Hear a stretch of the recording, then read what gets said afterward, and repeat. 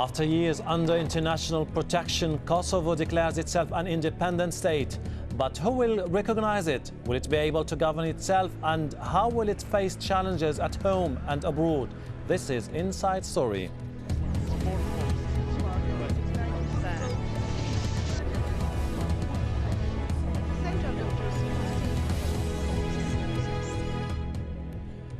Hello, I'm Hashim Al-Barra. Kosovo has unilaterally declared independence and the world is divided. What will the repercussions be? As Kosovo celebrates, George Bush has made it clear he supports the province's breakaway from Serbia. But Russia says the split is null and void. Europe's divided too. While Britain, France, Italy and Germany recognize Kosovo's sovereignty, Spain's branded the move illegal.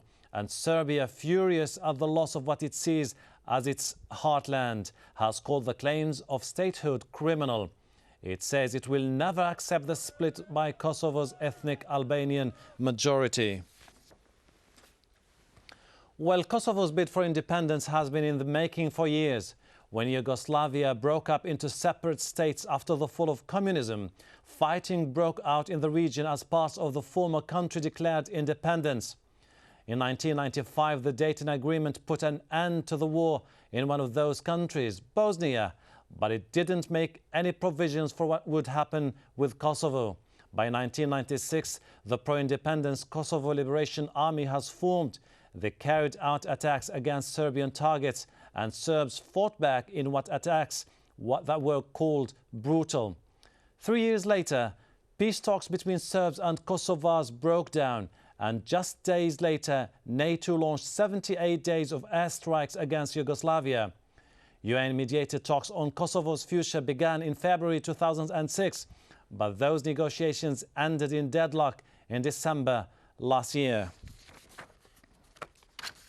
Well, joining our discussion today are our guests in London, Isa Zimbari, former director of the London-based Kosovo Information Centre; in Belgrade, Slobodan Samardzija, Deputy Editor of Foreign Affairs of the Serbian daily Politica; and in Brussels, Michael Emerson, Associate Senior Research Fellow at the Centre for European Policy Studies. Welcome, gentlemen. Let me start by asking you, Mr. Isa Zimbari in London. Kosovo is situated in a very volatile area, landlocked and neighbouring Serbia, with a limited sovereignty or supervised sovereignty. Does it look like a viable state? Of course it does. Naturally, there are problems. Kosovo has just declared itself independence and is seeking speedy recognition by different countries. Initially, we have signs that the US will recognize, and also some of the main EU countries.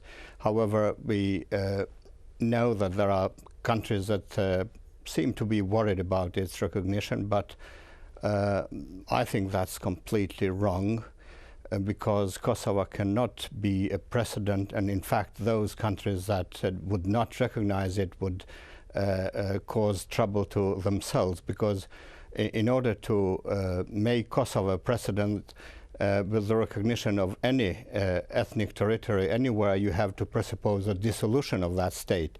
So unless the state dissolves, you can't then claim that Kosovo becomes the recognitions will definitely come from major players in Europe and the United States of America. Mr. Michael Emerson, but the concern now, or the question now, is how will it deal with domestic and foreign issues now, with concerns voiced from neighboring countries like the Russians, like the Serbians themselves, and other main players in Europe? Kosovo is in the course of being recognized by most of the main players in Europe. I believe Germany, Italy, France and the United Kingdom are right now recognizing, as well as the United States, and most other EU member states will do so as well.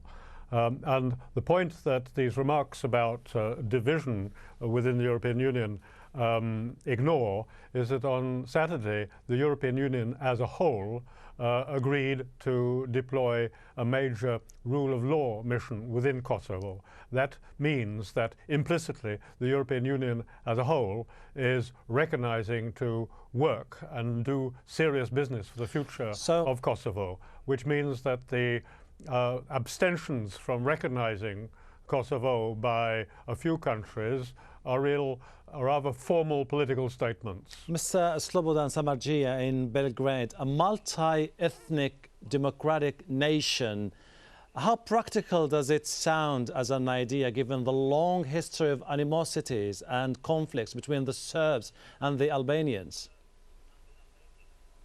Well, at first we must remember that Serbs were long ago victims of ethnic cleansing from Albanians on Kosovo. So that is how it all started, ever since the beginning of the First World War, you know. But the problem is not that. The problem is you can divide it on two kinds. First, if Kosovo start building its institutions, state institutions, economic institutions and all that, it might survive. But if it starts talking about Albanians who live in Macedonia, Montenegro, even southern Serbia or Bosnia, it will just burn everything out, and I don't think that it might work.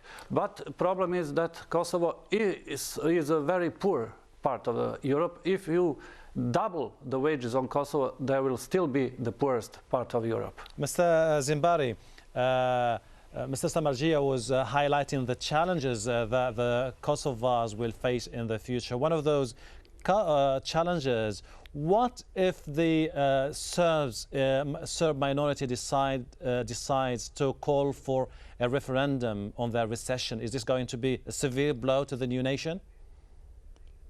Well, I think that would be bad, not only for Kosovo, but for the region also. And I think it is a good idea to have a good number of Serbs present in Kosovo, in the state of Kosovo, because there are important monuments which are ancient there. And also there are Albanians in southern Serbia who would then maybe try and seek the same thing. And I think the Kosovo has accepted the Ahtisaari plan, which is a plan that gives minorities far more rights than they have in any current state, be that democratic or other. And unless these minorities opt to misuse these rights, I think Kosovo could succeed. The problem is that Serbia must stop manipulating the Serbs there, and they have at least it's a high time that we have reasonable Serbian politicians who would start a new process, a process of friendship rather than antagonism. Mr. Michael Emerson, we started a nation basically from scratch with no resources whatsoever. It's going to be tested in the days to come. So what do you expect it to do in the near future as a new nation? Well, they have to have their institutions running, and I've already made reference to law and order business. Kosovo has been a somewhat criminalized entity up until now, and that's got to be sorted out. And the EU people there, judges and policemen, will have the authority to overrule Kosovars if they don't play the game. But to do that, they need cash from the EU and from the international community. Will it be able to pledge all that cash for the new nation? Sorry, who are you asking? You, Mr. Emerson. Yes, could you repeat the question, please? Yeah, I mean, to do that and to build the institutions, they need money and cash from the international community and the EU. Are the Europeans and the Americans committed to bring about that amount of cash? Well, already the commitments are substantial. This rule of law mission has a commitment of 205 million euro, which was pledged on Saturday of this week. Well, that's just on the law and order side. Is the economic development of Kosovo which is not that small as an entity. I mean, it's bigger than several other full member states of the European Union. So to be 2 million entity is not disqualifying your chances for proper economic development in an open, integrated Europe. The point is going to have to be that Kosovo, as well as the whole of the rest of the Balkans, that they truly enter into an open European economy and space for the movement of people. Given the size of the Albanian diaspora elsewhere in Europe, the coming and going of Albanians and Kosovars in and out of their territories is going to be an extremely important part of their future economic model. Mr. Slobodan Samardžija, will the Serb minority cope with this new reality and say we have just to abide by what the international community has decided? Well, I don't think so, of course not at present, because they think that the Serbia government and Belgrade are obliged to help them and to survive on Kosovo. But that is not just one problem. I would like to say that through the years of former Yugoslavia, Serbia invested in Kosovo $17 billion.